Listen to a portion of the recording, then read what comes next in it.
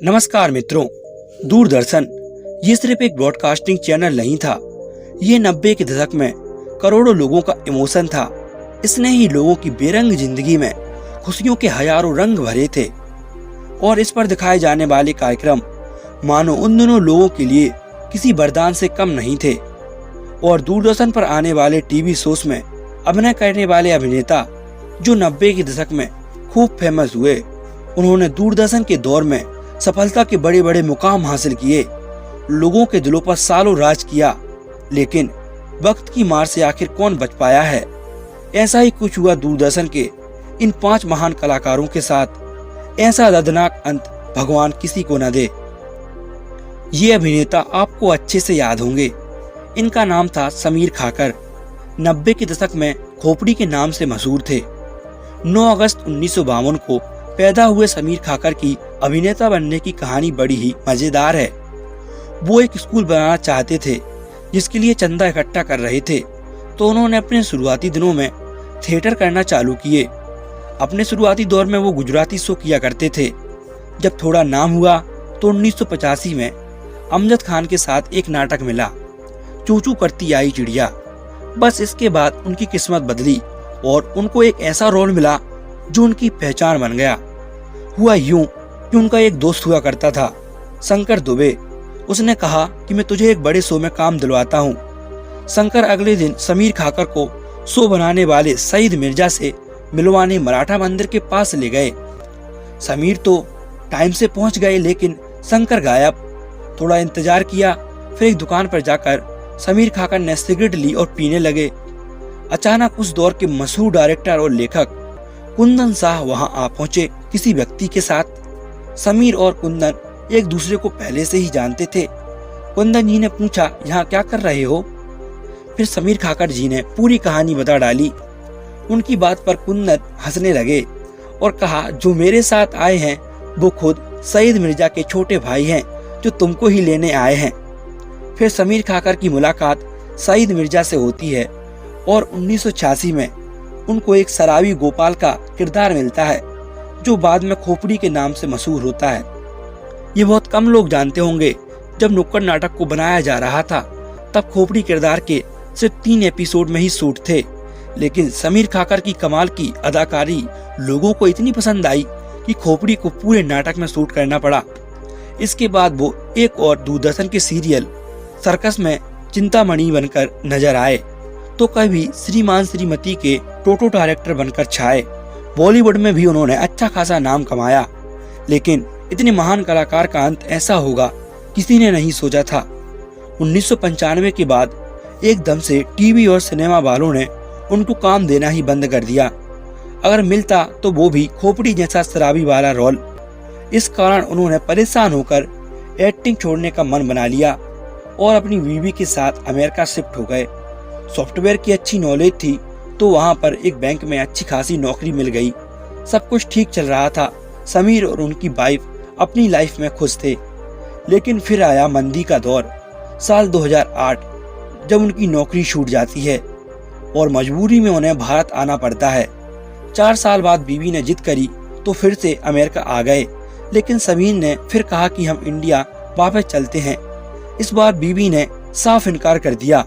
फिर उन्हें अकेले ही भारत आना पड़ा।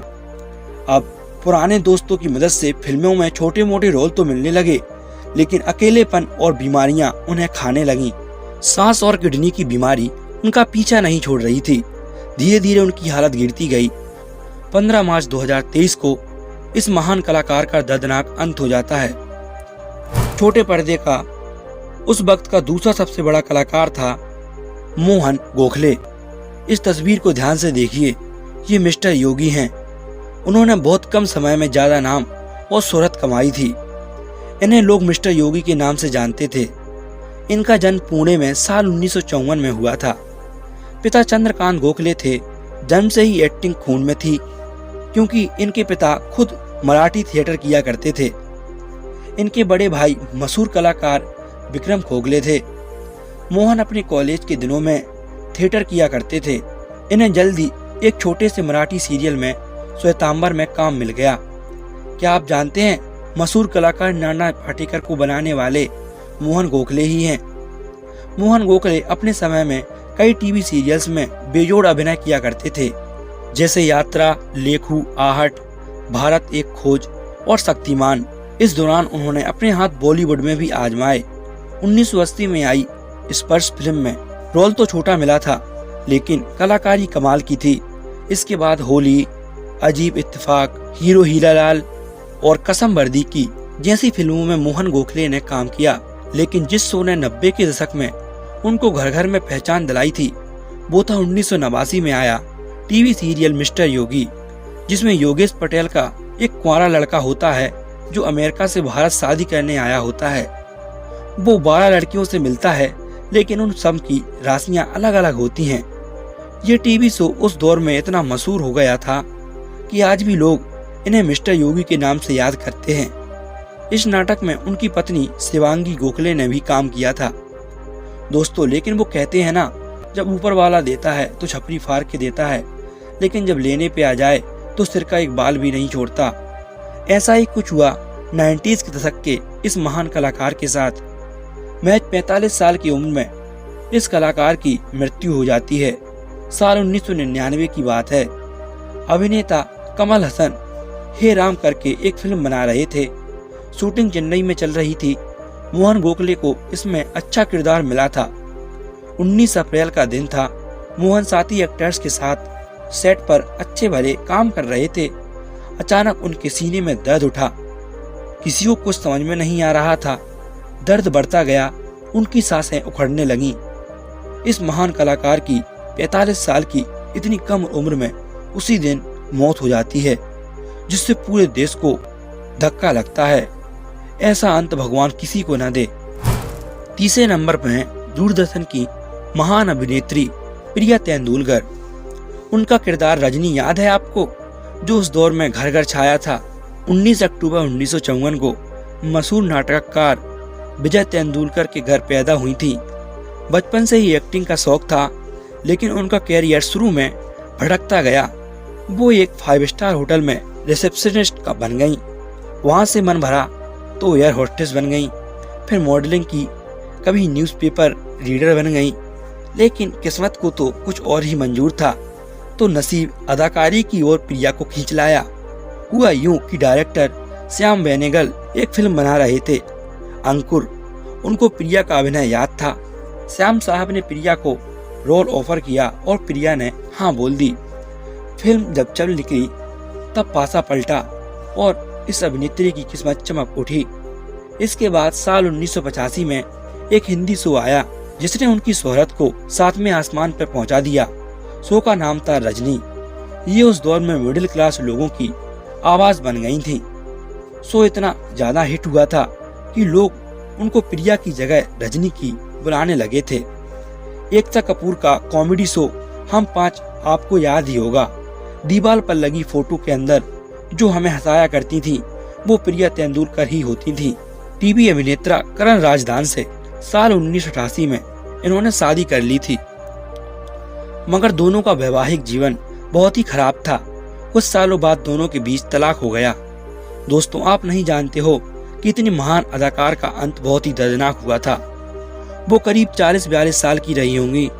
उनकी तबीयत उनका साथ छोड़ने लगी। अब उनकी हालत सुधरने का नाम ही नहीं ले रही थी। तब उन्होंने अपना चेकअप कराया, पता चला उनको कैंसर है।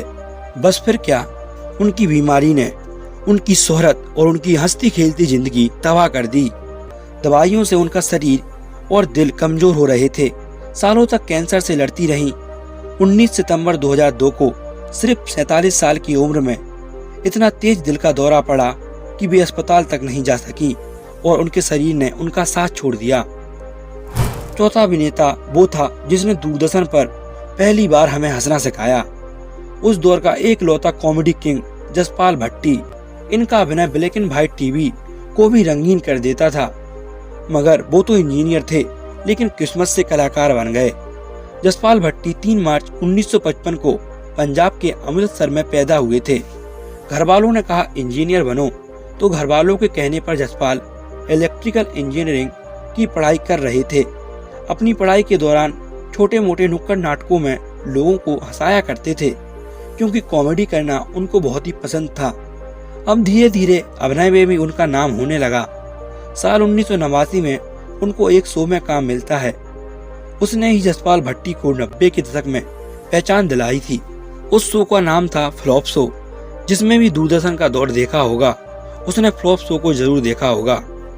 ये भी एक फैक्ट है, शो को लिखने वाले, डायरेक्ट करने वाले और एक्टिंग करने वाले खुद जसपाल भट्टी ही थे और उनकी पत्नी सविता भट्टी और विवेक शाह के साथ जसपाल भट्टी ने दूरदर्शन पर तहलका मचा दिया। लेकिन 10 एपिसोड के बाद ही शो को बंद करना पड़ा, क्योंकि वे अपने नाटक में सरकारी नेताओं पर तंज कसा करते थे। ऐसे में नेता अपनी बुराई कैसे सुन सकते थे। इस वजह से शो को बीच में ही बंद करना पड़ा। मगर 10 एपिसोड से ही जसपाल भट्टी हिट हो चुके थे। इसके बाद दूरदर्शन पर उनका दूसरा शो उल्टा पुल्टा आया और लोगों ने इस टीवी शो को भी हिट करा डाला। बस फिर क्या है, 1990 के दौर में जसपाल भट्टी भारत के सबसे बड़े कॉमेडियन बन गए। बहुत कम लोग ये जानते होंगे कि सुनील ग्रोवर को बनाने वाले जसपाल भट्टी ही हैं, जो आज मॉडर्न एरा के सबसे बड़े कॉमेडियन हैं। इतनी शोहरत पाने के बावजूद भी जसपाल भट्टी का अंत बहुत ही खराब हुआ। इनकी एक फिल्म थी पावर कट, जो रिलीज होने वाली थी। जसपाल भट्टी ने प्लान बनाया कि इस फिल्म का प्रमोशन जालंधर में किया जाए।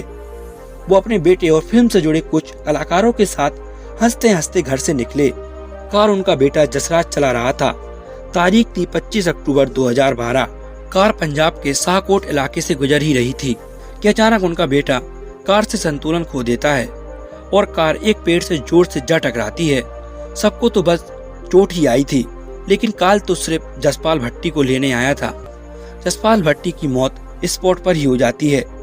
जब उनका ये दर्दनाक अंत हुआ तब उनकी उम्र सिर्फ 57 साल थी। उनकी मौत से पूरे देश को झटका लगा। दूरदर्शन के दौर का 5वां महान कलाकार था जतिन कनकिया, जिनके चेहरे से ही कॉमेडी झलका करती थी। 1952 में जन्मे जतिन कनकिया 90 के दशक में टीवी की दुनिया के बेताज बादशाह थे। इस दौर में उन्हें प्रिंस ऑफ कॉमेडी की किताब भी मिला था। वो दौर दूरदर्शन का था और जतिन अपने शो श्रीमान और श्रीमती से घर घर में छाए हुए थे। जतिन अपने शुरुआती समय से ही एक एक्टर बनना चाहते थे, लेकिन कामयाबी उनको थोड़ी देर से मिली। वो उस समय 40 साल के रहे होंगे जब उन्हें एक दूरदर्शन पर श्रीमान श्रीमती करके शो में काम मिला। मिडिल क्लास फैमिली के मर्द केशव कुलकर्णी के किरदार में वो ऐसे छाए कि लोगों ने उन्हें रातों रात सुपरस्टार बना दिया। इसके बाद इन्होंने जितने भी टीवी शो करे वो सभी सुपरहिट रहे, जैसे कभी ये कभी वो, जरा हट के, पड़ोसन और हम 5 जैसे कई शोज में इन्होंने कमाल की एक्टिंग करी। उनकी अदाकारी के चर्चे इतने ज्यादा हुए कि बॉलीवुड में भी उन्हें काम मिलने लगा। 1997 में आई विश्व विधाता फिल्म से आगाज किया, लेकिन कभी हजारों चेहरों पर एक साथ मुस्कान दिलाने वाले इस अभिनेता का अंत बहुत ही दर्दनाक हुआ। अभिनय में व्यस्त जतिन को अक्सर पेट में दर्द हुआ करता था। शुरुआत में ज्यादा ध्यान नहीं दिया, लेकिन जब दर्द बढ़ा तो पता चला इनको पेट में कैंसर है और कैंसर की स्टेज भी आखिरी थी। इसके बाद सभी इलाज बेअसर हो गए। कैंसर ने सारे अंग एक एक करके खराब कर डाले और 26 जुलाई 1999 को उनकी दर्दनाक मौत हो गई। जब उनकी मौत हुई तब उनकी उम्र महज 46 साल थी। ये थे दूरदर्शन के दौर के 5 महान कलाकारों के अंत, जो बहुत ही दर्दनाक हुए। वीडियो को लाइक करना और चैनल को सब्सक्राइब करना ना भूलना। वीडियो देखने के लिए आपका धन्यवाद। मिलते हैं आपको अगली वीडियो में।